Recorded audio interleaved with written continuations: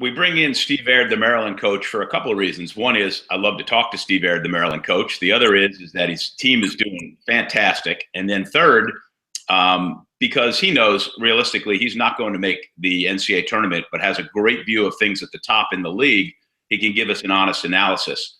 And let's start with that, Steve. It's the usual unbelievable battle and never know what's going to happen Big Ten season. Yeah, from top to bottom, especially, we're at the bottom, but we're a team that can play at a pretty high level at times. And I think the conference has done an amazing job again of just continuing to improve. So, we're hoping as a conference that we can get 8, 9, 10 teams in the tournament, kind of do what the Pac-12 did last year. And I think, the level of play in the conference is as good as I can remember. And I've been involved for quite some time. Well, for the Terps, let's just stick with them for a second. You guys won 3 out of 5, and I'd be lying to you if I said to you early in the season I thought there was a time when you were going to win 3 out of 5. And then with all the injuries and the people you're having to play and the way you did it, and during that stretch took a set off of Penn State. So you got to be feeling super about your team.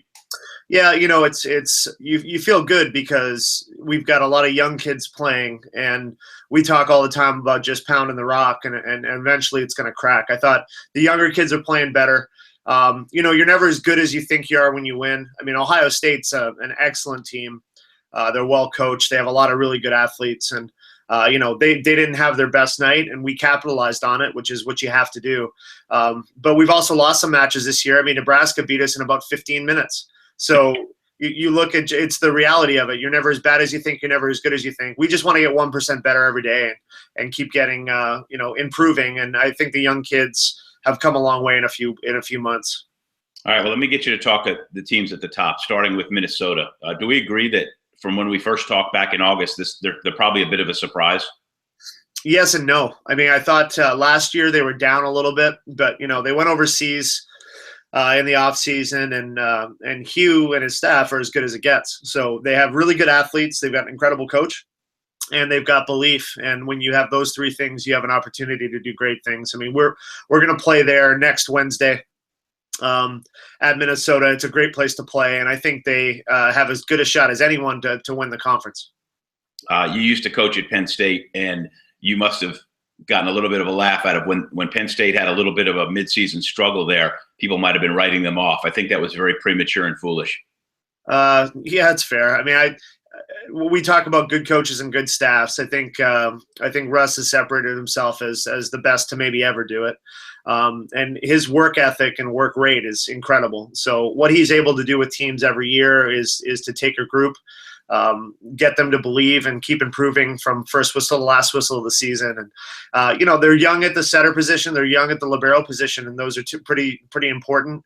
But in terms of offensive firepower, I don't know if there's a team in the country that has the same number of athletes that can bang balls and hit themselves out of trouble. So if I had to play a match, if I'm one of the better teams in the country, I'm pretty much trying to avoid Penn State at all costs.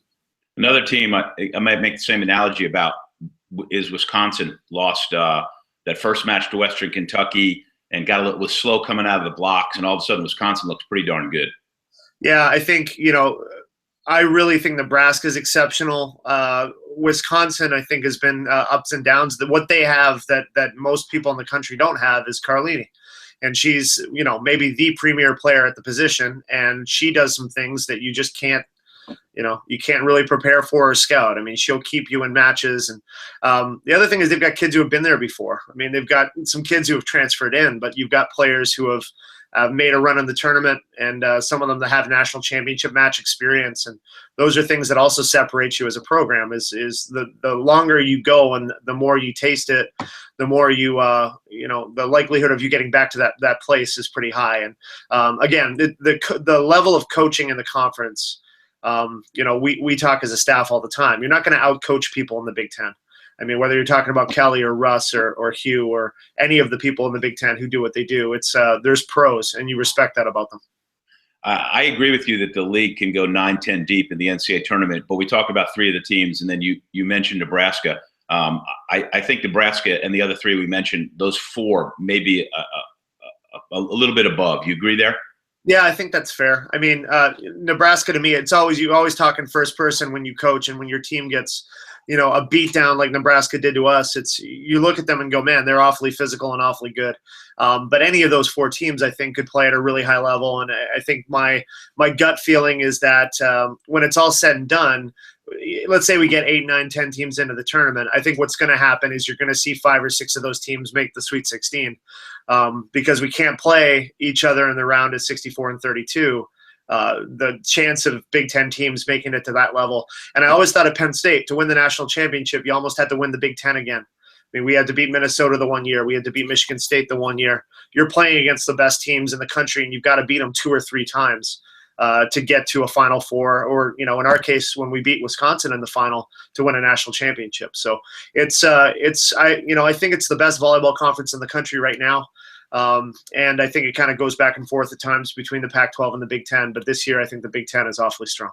Yeah, and we didn't even mention teams that nobody wants to play early on, like Purdue, either the Michigan State, North. Well, Illinois, and of course, forgot Illinois. Yeah, I mean they're scary, and they're really, really physical and good. And I thought early in the year, I thought they could be Elite 8, Final Four good, and they still might be. I mean, that's the beauty of it is you get through the conference and you punch your ticket to the tournament, and then it's a brand new season, and everyone's starting out kind of at the same place. And for kids and programs and coaches who have been there, that's when you get really, really excited. So hopefully we can do that here in a few years. And I think with all the young kids we have coming in, we got a shot. But we'll certainly see.